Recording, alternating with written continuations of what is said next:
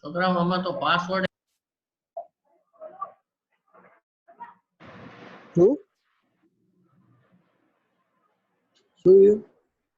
એક સ્ટુડન્ટ ને મારે મેન્યુઅલી એડમિટ કરવા પડે છે. તો ઠીક તમે 8-10 જ છો, નહીંતર 50 જણા હોય તો 50 જણાને મારે એડમિટ કરવા પડે તો આપણી અડધી કલાક તો એમાં આવી જાય.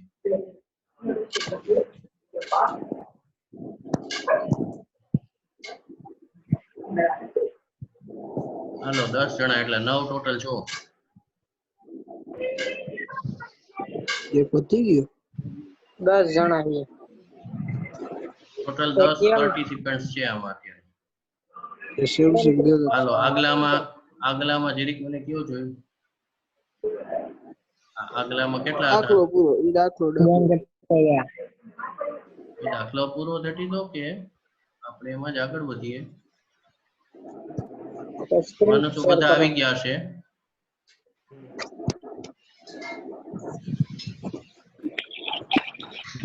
ચાલો એટલે હવે આની ચર્ચા આપણે કરતા હતા એવું પાછો કરી દઉં. આ કયો હતો કે છઠ્ઠા લેક્ચર पूरी पूरो से લેક્ચર નંબર 6 ધ્યાન દો.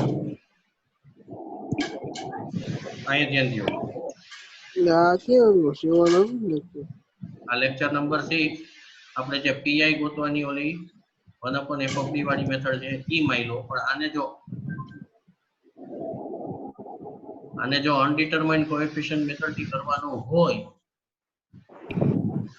તો શું કરવું પડે? તો કે આના જેટલા પોસિબલ ફંક્શન થાય બધા ફંક્શન તમારે લઈ લેવાના. તો x4 x3 x2 x અને 1 બધાયને એક એક અનડિટરમાઇન્ડ કોએફિશિયન્ટ લગાડી દેવાના. એટલે a x4 b x3 c x2 dx e આવું પીઆઈ તમે ધારી લ્યો y તરીકે.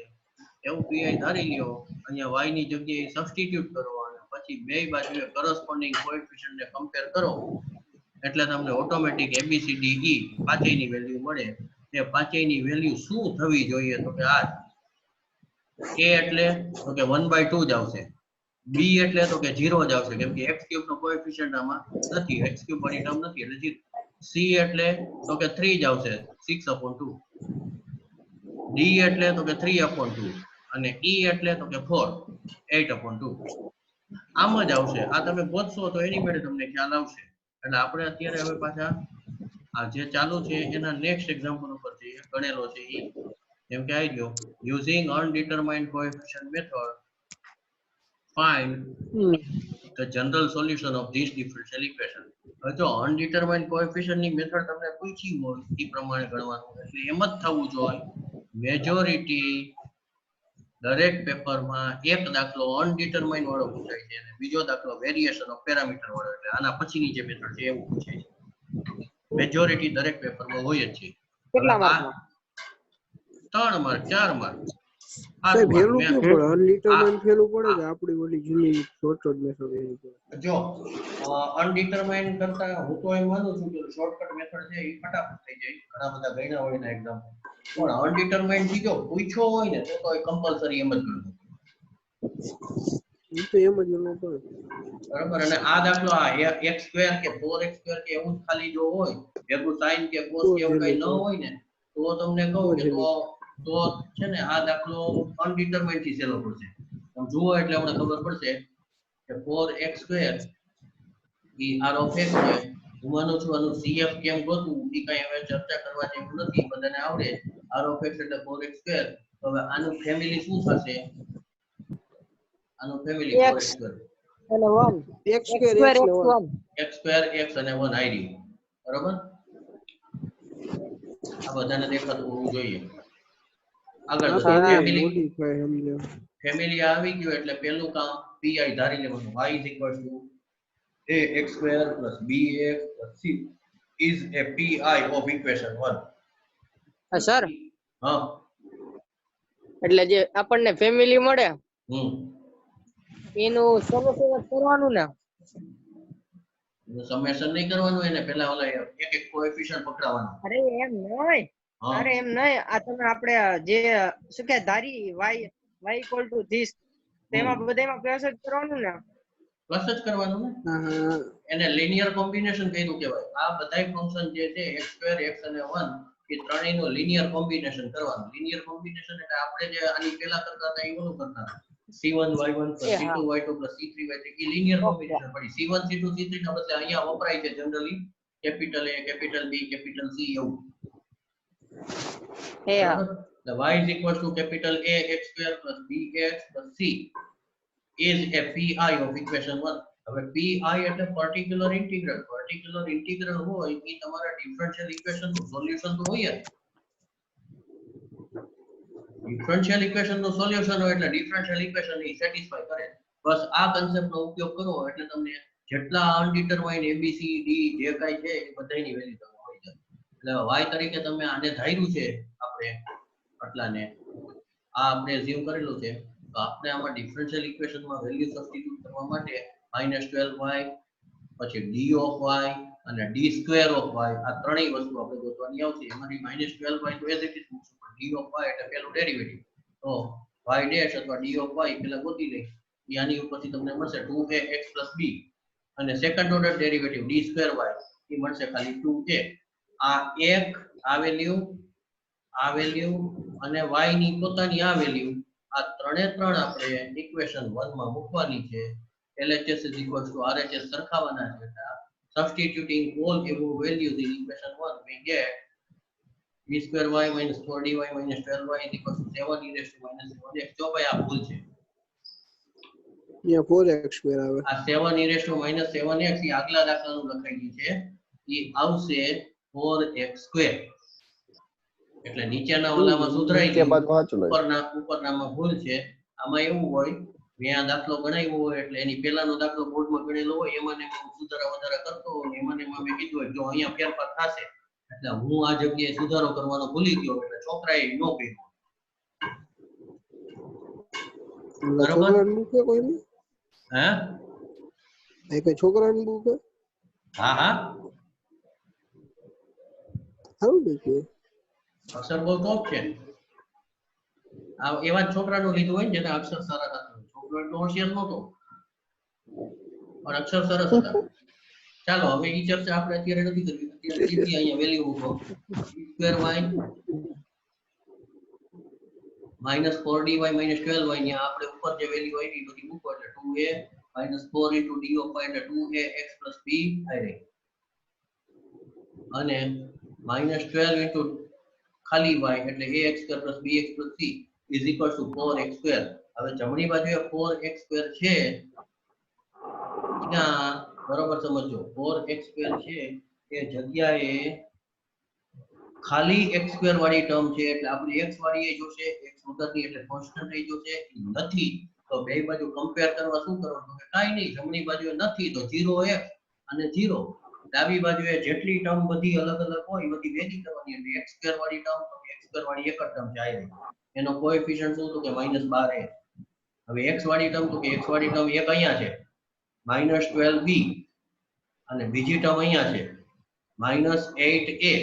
આ બે ટર્મને ભેગી કરવાની એટલે -8a -12b into x અને એવી રીતે કોન્સ્ટન્ટ ટર્મ ત્રણ છે, એક અહીંયા છે, એક આ b વાળી છે અને એક આ c વાળી છે. એ ત્રણે ત્રણ ટર્મને અહીંયા ભેગી કરો, આ કોન્સ્ટન્ટ ટર્મ થઈ. જમણી બાજુએ 4x સ્ક્વેર છે તો 4x સ્ક્વેર + 0x + 0. હવે બે બાજુ કોરસ્પોન્ડિંગ કોએફિશિયન્ટ ને કમ્પેર કરો એટલે તરત ખ્યાલ આવે કે x સ્ક્વેર નો કોએફિશિયન્ટ -12a = 4 થવા -12a is equals to 4, -8a minus 12b is equals to 0, અને 2a minus 4b minus 12c is equals to 0. Clear? પહેલા ઇક્વેશન ઉપરથી તમને a ની વેલ્યુ મળશે. આ a ની વેલ્યુ ને બીજા ઇક્વેશનમાં મૂકો એટલે તમને b ની વેલ્યુ મળશે. a અને b બે વેલ્યુ ને તમે આમાં મૂકો એટલે તમને c ની વેલ્યુ મળશે. એ ક્યાંય કેલ્ક્યુલેશન બતાવવાની જરૂર નથી, બધું મોઢે કરી શકો તમે. જો તમે મોઢે કરી શકો એમ ન હો તો આમાં લખવાનું, રફમાં કરીને મૂકી દો તો પણ ચાલે. આખી લખવાની જરૂર નહીં, સીધું તમે લખી શકો. Solving f of equation we get a is equal to this, b is equal to this, c is equal to this. આ ત્રણે ત્રણ વેલ્યુ abc ની મળી, ઈ pi જે આપણે ધાર્યું છે એમાં મૂકી દેવાના. a x square plus bx plus c ધારેલા છે એમાં મૂકી દો એટલે -1/3x square plus 2/9x minus 7/54. આ થઈ ગયા pi. General solution y is equal to cf plus pi એટલે આ દાખલો પૂરો. ક્લિયર? હા. આમાં કોઈને ડાઉટ? નેક્સ્ટ હવે ધ્યાન દેજો. હવે આપણે ફેમિલી જે ગોતી છે ફેમિલીમાં મોડિફિકેશન કરવાની જરૂર ક્યારે પડશે? આમાં બરોબર સમજો, અહીંયા ધ્યાન દો. આ CF અને આ PI. PI માં ટર્મ બધી કેવી છે તો કે x2 x અને કોન્સ્ટન્ટ. CF માં ટર્મ કેવી છે તો કે e6x ને e-2x. તો બરોબર સમજો. આમાંથી એકેય ટર્મ ક્યાંય ભેગી થઈ શકતી નથી. બધી જ ટર્મ એટલે કે બધા જ ફંક્શન લિનિયરલી ઇન્ડિપેન્ડન્ટ છે. પણ માની લ્યો કે આ પહેલું ફંક્શન x2 ને બદલે ન્યાય જો e6x થતા હોત તો e6x અને આ e6x ને ભેગા થઈ અને એક નવી ટર્મ બની જાય. અને તો અહીંયા જે ટર્મ છે એ pi નો ભાગ ન જાય, cf નો ભાગ થઈ ગયો ગણાય. એટલા માટે જો e6x CF માં આવતા હોય અને પાછા PI માં કોઈ ફંક્શન આવતું હોય તો તમારે PI નું ફંક્શન CF ના ફંક્શન કરતા લિનિયરલી ઇન્ડિપેન્ડન્ટ બનાવવું પડે. એટલે એ બધું કેવી રીતે? તો કે આ નીચેનો દાખલો ઈ જ છે. શું છે એમાં ચેક કરો. ડાબી બાજુ f of d એના એજ મે રેવા દીધા છે, ચેક કરો. d² - 4d - 12 of y = 7 e6x. પહેલો દાખલો અને આ ત્રીજો દાખલો એ બેમાં ફેર કેટલો છે તો એ બેમાં ફેર આટલા. પહેલો દાખલામાં e−7x હતા અને આ ત્રીજો દાખલો છે એમાં e6x. આમાં કોઈને પ્રશ્ન કાંઈ કેટલો ફેર છે શું છે? ના. ઓકે, હવે ચેક કરો. પહેલા દાખલામાં CF જે હતું એનો જ આમાંય CF આવશે. કયું આવશે તો કે આ c1 e6x c2 e−2x. હવે પહેલા એક્ઝામ્પલમાં e−7x હતા. e−7x એટલે એના ફેમિલીમાં e−7x જ આવે અને આમાં ફંક્શન e6x e−2x જે બંને ફંક્શન e−7x કરતા લિનિયરલી ઇન્ડિપેન્ડન્ટ છે એટલે આપણને કોઈ પ્રોબ્લેમ ન થયો અને સરસ મજાના આપણને pi મળી ગયા. બરાબર? એક e6x, બીજું e−2x, ત્રીજું ફંક્શન e−7x. આ pi નો ભાગ છે અને કાઈ નડતર નથી. જ્યારે આમાં CF માં e6x પહેલેથી છે અને pi માં પણ તમારે ફેમિલી ઓફ ડેરિવેટિવ્સ માં એટલે કે r of x ના ફેમિલીમાં e6x આડા આવશે પાછા. e6x અને આ e6x લિનિયરલી ડિપેન્ડન્ટ ફંક્શન થઈ ગયા. આપણે ઇન્ડિપેન્ડન્ટ બનાવવા પડશે. એટલા માટે આ e6x જે ફેમિલી બન્યું છે એ ફેમિલીનું તમારે મોડિફિકેશન કરવું પડશે, સુધારો કરવો પડશે. કેવી રીતે સુધારો કરવાનો તો એને માટે હું યાદ કરાવું. આવો કન્સેપ્ટ આપણે આવેલો જ છે. આવો કન્સેપ્ટ આવેલો છે એટલે તમે ઓબ્ઝર્વ કરો. શોર્ટકટ મેથડ ને ઓબ્ઝર્વ કરો. શોર્ટકટ મેથડ જે આમાં હોય આના ફેક્ટર શું થશે? એના આઈડિયા -6 ને 2 એટલે ફેક્ટર આ થશે ને. હા એટલે 1/f of d એટલે 1/ આ બે ફેક્ટર 1/ આ બે ફેક્ટર into 7 e6x આવું pi માં આવશે. આ સમજાય છે? હા. કે વ્હાઇટ બોર્ડ માં લખવું? નો સમજાણો. પેલા આ દાખલાની રકમ ધ્યાન દો.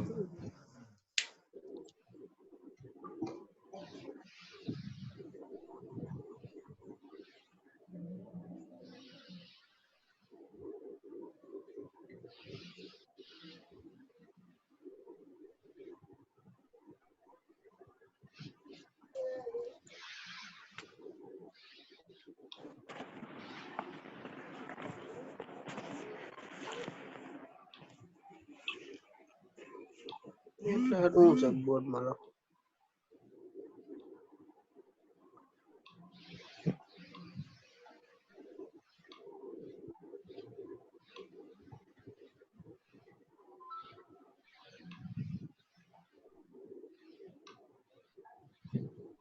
બહુ વાર લાગે.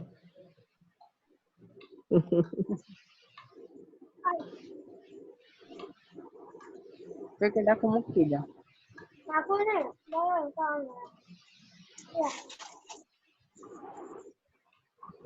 તમારે ખરી થઈ જાય બાકી મને છેલ્લે દઈ જા મારા હાથ બગડે. હાલો હવે ઓલા એક્ઝામ્પલ પ્રમાણે શું આવશે અહીંયા?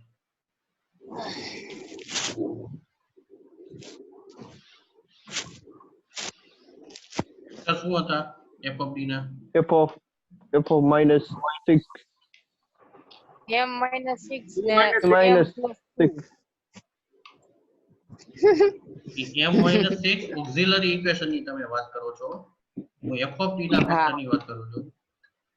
હા તો d plus 2 અને d minus 6 અને હવે e raised to 7 6x. હા 7 e raised to 6x.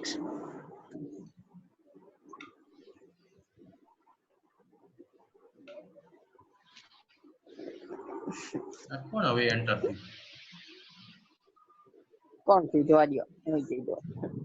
હાલો ભાઈ ઓછા થયા સાહેબ આ તો ઓછા થયા અમુક ના. ઓછા થયા એટલે કાંઈ વાંધો નહીં. 10 માંથી 9 થઈ ગયા. કાંઈ વાંધો નહીં. તો વચ્ચે નેટ વયું ગયું તોય થાય. ચાલો ચેક કરો જો e⁻6x માં શું થતું? શોર્ટકટ મેથડ થી 7 આ 7 છે ઈ તો બહાર નીકળી જાય. હા 6 ની કિંમત d માં મૂકવાની હા મૂકો તો શું થશે? 0 થાય આને લીધે 0 થઈ જાય. એટલે હા, અહીંયા એટલે અહીંયા D square કરવાનો. એટલે અહીંયા ઓલી કાંઈ મેથડ યાદ આવી r વાળી -1 -1 ઈ ઓમાં sin cos માં હતું. ઈ વાળામાં નહોતું. હા ઈ વાળામાં સીધું હા. x⁻r/r factorial. હા આમાં આમાં વેલ્યુ મૂકી દેવાની. d ની જગ્યાએ વેલ્યુ મૂકી દો એટલે 6 6 + 2 8 7/8 પછી 1 / d - 6 into e⁻6 ભાઈ d - 6 નું શું કરવાનું હતું?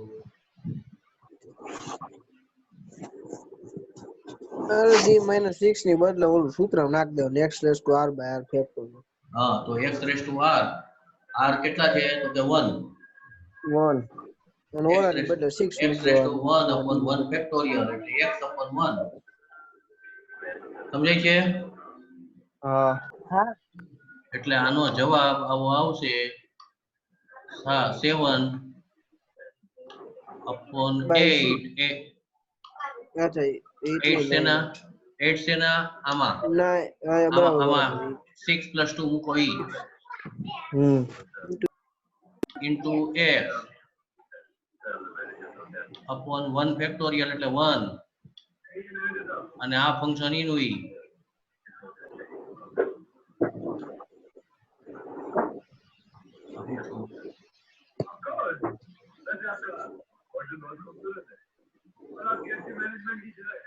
એટલે જવાબ કેમ આવે છે ના પણ જો આને ક્યાંથી કાઢવું d ની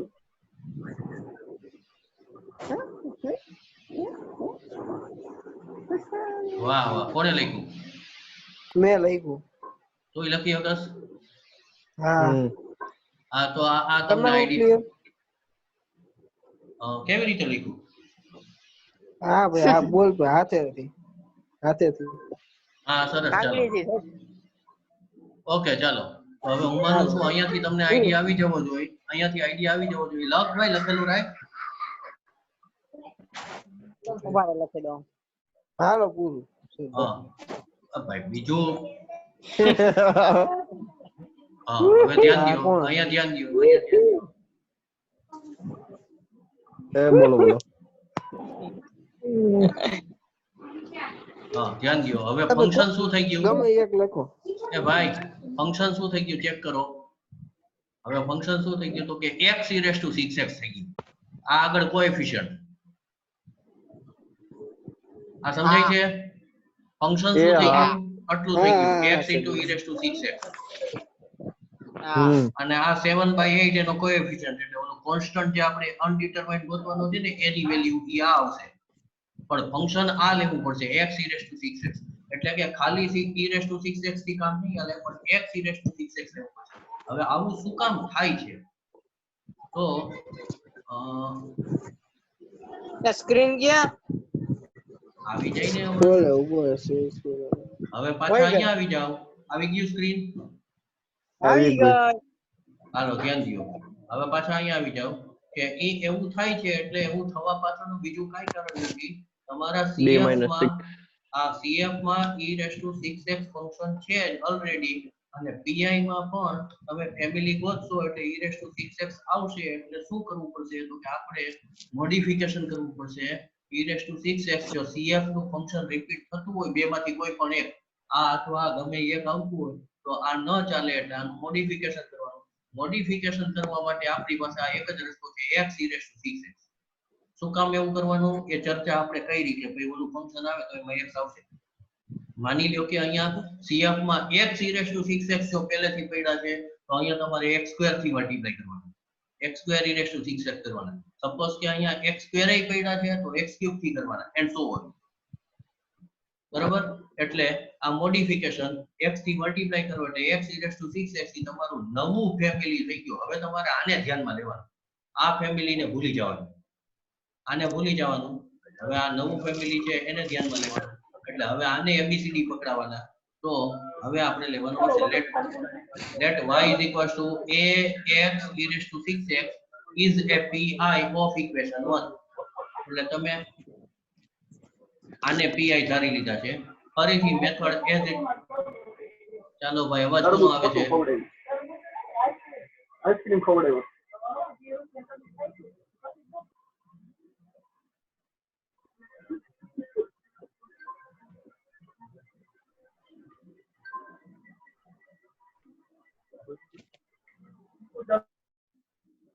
ચાલો ધ્યાન આપજો.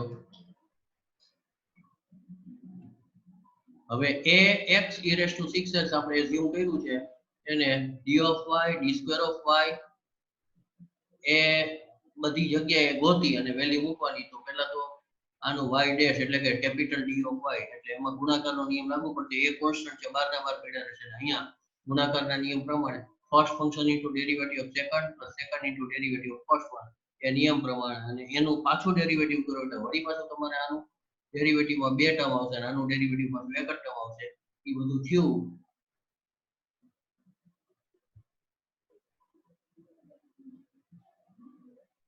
ચાલો એ બધું થાય એટલે y y dash y double dash ત્રણની વેલ્યુ ઓરિજિનલ ઇક્વેશનમાં મૂકો. d2y એટલે a અને આ મૂકવાનું હોય એટલે 36x e raised to 6x plus 6 e raised to 6x plus પાછા 6 e raised to 6x એટલું આવ્યું. એ કોની જગ્યાએ તો કે d2m minus 4 dy minus 4 dy dy એટલે આ ઉપર જે વેલ્યુ આવી એ આ d of y ની વેલ્યુ મૂકો ને આગળ -4 as it is છે -12 ખાલી y એટલે ax e raised to x is equal to 7 e raised to 6x. ચાલો એટલે આમાં ઘનશ્યામ ભણસ ને ભાઈ મને તો સૂતો બેઠો હાઈ ક્લાસ ટેસ્ટ થી એવું દેખાય છે. ધ્યાન છે ને આમાં? તો વાંધો નહીં. હાલ તારો અવાજ તો મને નથી આવતો, મ્યુટ કર્યા છે પણ તું ઈશારો કરે છે એટલે ખબર પડે છે. ચાલો વાંધો નહીં. ધ્યાન અહીંયા દેજો. આગળ વધો, આ બધી વેલ્યુ તમે સબસ્ટિટ્યુટ કરો, વેલ્યુ સબસ્ટિટ્યુટ કરો એટલે લેફ્ટ હેન્ડ સાઈડમાં કેટલીક ટર્મ ઉડી જશે, તમે ચેક કરો.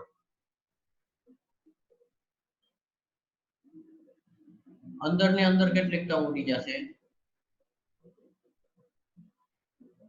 એક તો જાણે x e6x વાળી જેટલી ટર્મ છે ને એ બધી ભેગી કરો. તો એક તો અહીંયા છે x e6x, એનો કોએફિશિયન્ટ શું છે તો કે 36 છે. પછી એવી x e6x વાળી એક ટર્મ અહીંયા પણ હશે અને હજી એક ત્રીજી ટર્મ અહીંયા હશે. આ બધી જગ્યાએ કોએફિશિયન્ટ શું થશે તો કે અહીંયા છે 36a, અહીંયા છે -24a અને અહીંયા થશે -12a. આ ત્રણે ત્રણ ટર્મ માંથી x e6x કોમન કાઢી લો ડાયરેક્ટ. પ્લસ હવે e6x વાળી જેટલી ટર્મ છે એ બધી ભેગી કરો તો e6x વાળી એક અહીંયા છે, એક અહીંયા છે. હાલો અહીંયા છે એનો કોએફિશિયન્ટ થશે 6a, અહીંયા છે એનો કોએફિશિયન્ટ થશે 6a, અહીંયા છે એનો કોએફિશિયન્ટ થશે -4a અને અહીંયા નથી. બરોબર, એટલે આ ત્રણ ટર્મ થઈ 6a, 6a, -4a અને જમણી બાજુએ 7 e6x છે.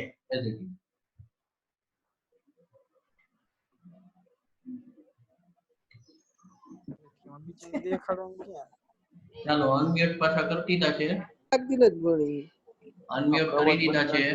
હાલો અનમ્યુટ કરી દીધા છે એટલે બોલ બોલ કરવામાં થોડું ધ્યાન રાખજો. બરોબર, આઈસ્ક્રીમ ખાવાની બહુ ઈચ્છા થાય તો મ્યુટ કરીને કહેજો. ચાલો ભાઈ હવે ચેક કરો. ચાલો હવે ચેક કરો. આયા આ બધી ટર્મ ઉડી ગઈ, 36a, -24a, -12a આ ઉડી ગઈ. યાદ રાખો આ અનડિટરમાઇન્ડ કોએફિશિયન્ટ ની મેથડ હશે ને એમાં જે મોડિફાઈડ કરેલું જે કઈ ફંક્શન ના કોએફિશિયન્ટ થશે ને 0 થઈ જશે. દરેક વખતે આવું થશે, દરેક વખતે એવું થશે. એટલે ઈ ફંક્શન ને ઉડાડી નથી દેવાનું, ફંક્શન તો ઈ રાખવાનો જ છે. આપણે પીઆઈ માં ઈ જ ફંક્શન છે, પણ કોએફિશિયન્ટ ગોતવામાં ઈ તમને નડશે નહીં ક્યારેય. તો કોએફિશિયન્ટ ગોતવામાં શું આવશે તો કે આ 6 ને 6 12a -4a એટલે ઈ થઈ જશે 8a, 8a e6x અને જમણી બાજુ છે 7 e6x. આ બે ને બે બાજુ કમ્પેર કરો એટલે તમને ખ્યાલ આવશે તરત કે 8a બરોબર 7, ધેટ મીન્સ a = 7/8. a = 7/8. આ a ની વેલ્યુ ને આપણે જે pi ધાર્યું છે ક્યાં ધાર્યું, અહીંયા. આમાં a ની જગ્યાએ વેલ્યુ સબસ્ટિટ્યુટ કરી દેવાની 7/8 એટલે તમારો ફાઇનલ pi થઈ જાય. તમે યાદ કરો થોડીક વાર પહેલા મેં શોર્ટકટ મેથડ થી બતાવ્યું, એમાં પણ જવાબ આપણે આ જ આવ્યો અને આ જ આવવો જોઈએ, અલગ જવાબ આવવો ન જોઈએ. આમાં કોઈને ડાઉટ ભાઈ? શું કામ મોડિફિકેશન કર્યું, મોડિફિકેશન કર્યા પછી જવાબ કેવી રીતે ગોતવો એ બધું તમને ખ્યાલ આવી જવો જોઈએ. ચાલો એવો નેક્સ્ટ એક્ઝામ્પલ હજી ઉદાહરણો લઈએ. e6x અને આમાં બે વખત મોડિફિકેશન કરવું પડે એટલે આપણે બે વખત નહીં કરી, બે વખત તો એકહારે કરી નાખવું. ચેક કરો. ચાલો પહેલા cf ગોતો ફટાફટ.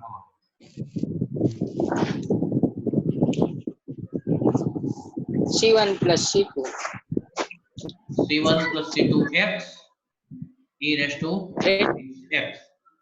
કેમ કે રિપીટેડ રૂટ છે ને આ 6 ને 6. હા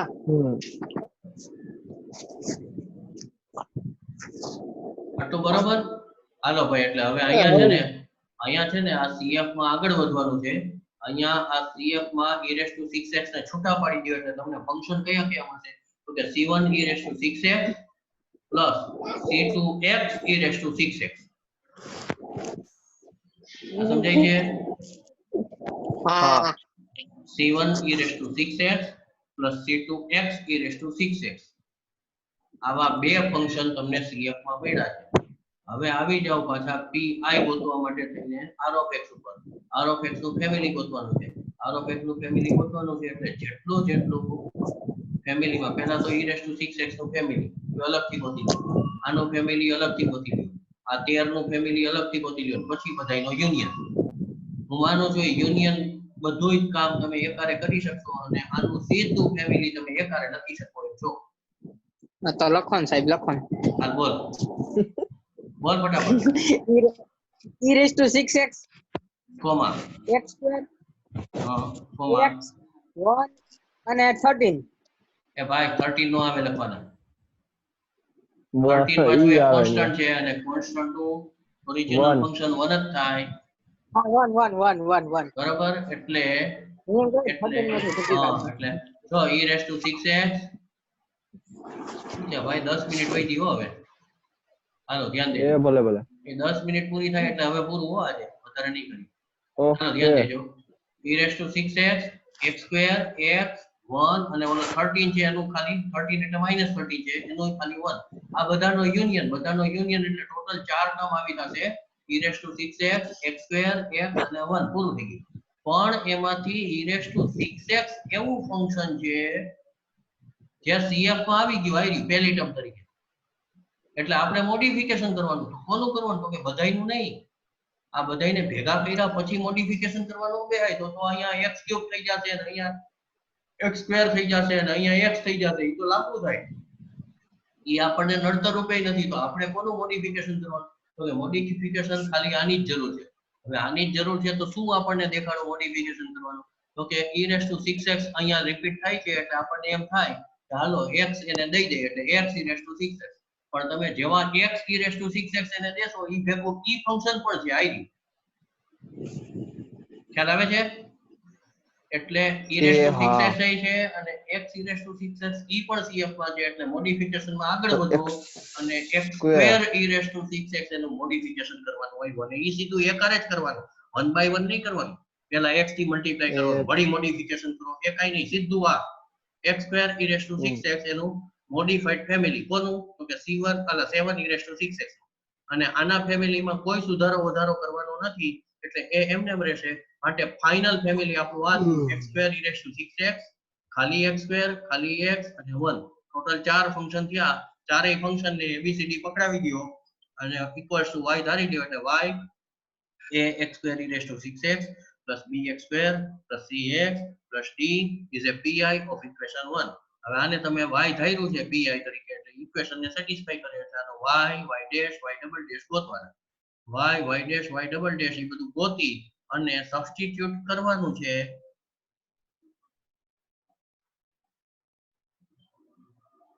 શેમાં કરવાનું છે?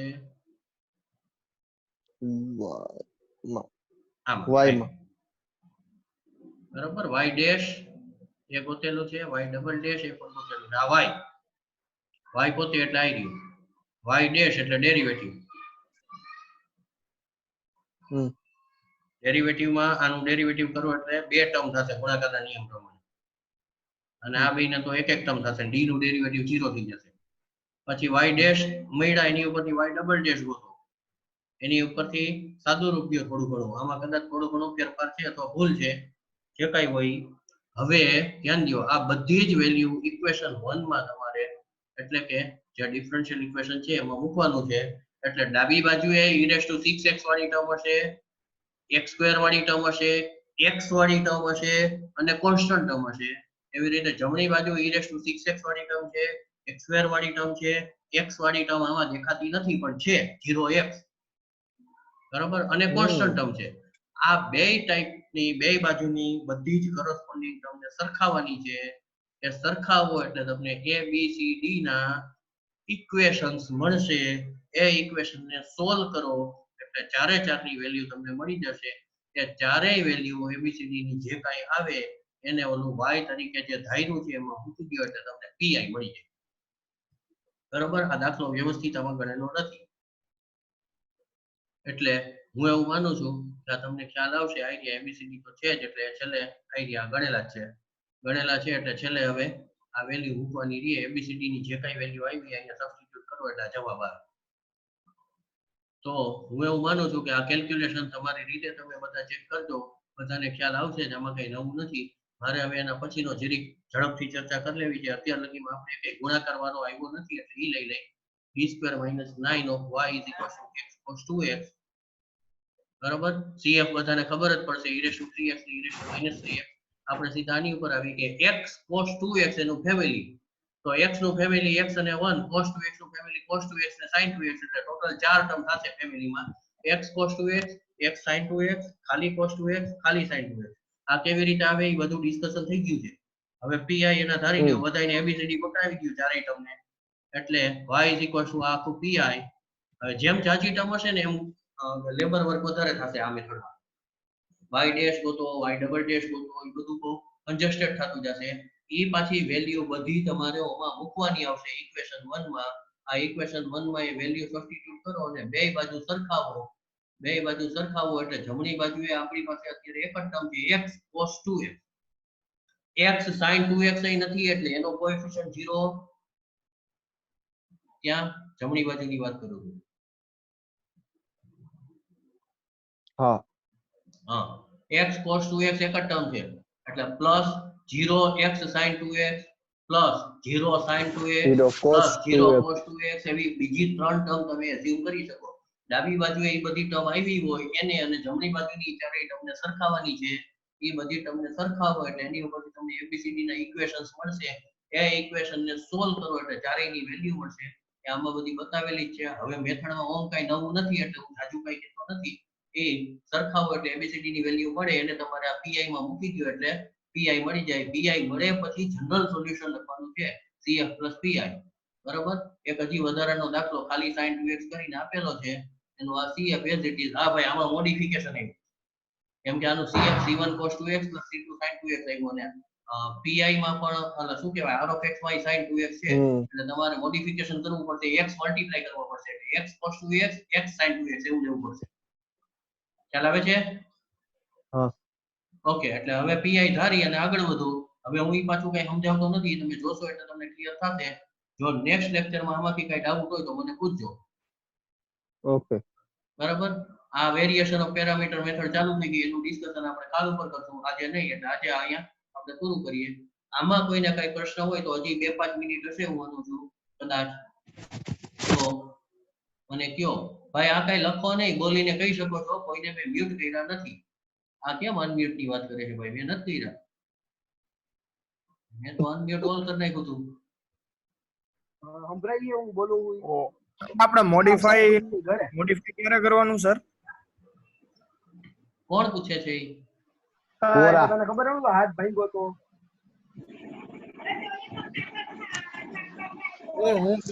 હા આ પાછું અનમ્યુટ કરું છું તો પાછા મ્યુટ કેમ થઈ જાય છે હાથે હાથે? એ આઈથે કરતા હોય છે. ચાલો ધ્યાન દો. મોડિફિકેશન ક્યારે કરવાનું?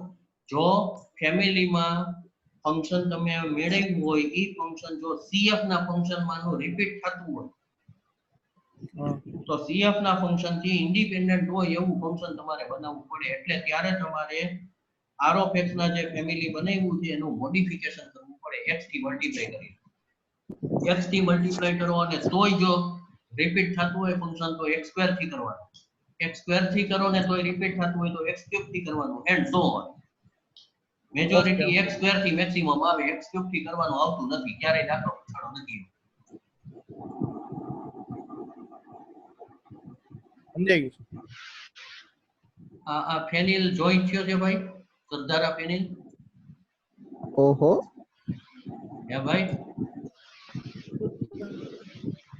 જવાબ જ નથી દેતો. ફેનિલ મિસઅન્ડરસ્ટેન્ડિંગ થયા રાખે. મારે જય જોશી સર અને છોકરા પેલા શરૂઆતમાં બેના એકારે જ નંબર સેવ કરેલા. સરનો ફોન હતો ને મને હા, એમ કે એના મારા દોસ્તારનો ફોન આ જઈલા પછી સર નીકળ્યા હતા. પછી ક્લાસમાં આવ્યો. સર હવે કાઢી દે. હાલો તો હવે હું એવું માનું છું આ ફેનિલે તો પોતાનો વોઇસ નું ઓલું ઓડિયો ચાલુ નથી કર્યો ભાઈ. ફેનિલે એનો ઓડિયો ચાલુ નથી કર્યો એટલે એને કઈ સંભળાતું નહીં હોય. હું માનું છું ઈ બોલીએ નહીં. આમાં લખી નાખો ફેનિલ વોઇસ ચાલુ કરે. હવે એ કઈ નથી લખવું. એને કોઈ ફોન કરીને કહેજો હવે આજનો લેક્ચર તો પૂરો થયો એટલે કોઈ મતલબ નથી. કાઈ વાંધો નહીં. પણ આમાંથી હવે તમને કોઈને કઈ ડાઉટ હોય તો મને કયો. બીજા કોઈને કઈ ડાઉટ હોય તો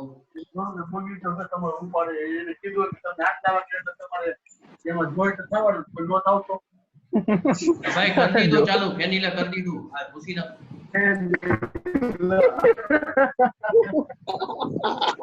ફેરી લાગી ગયો લાગે. કઈ પછી કરું તને ફોન એમાં. આ કોણ અત્યારે કઈ થાય ત્યારે એડ બીજા? કરીશ. આ ઘનશ્યામ ભાઈ. આ ઘનશ્યામ મ્યુટ કર. તારું બુદ્ધિ છે કે નહીં કઈ?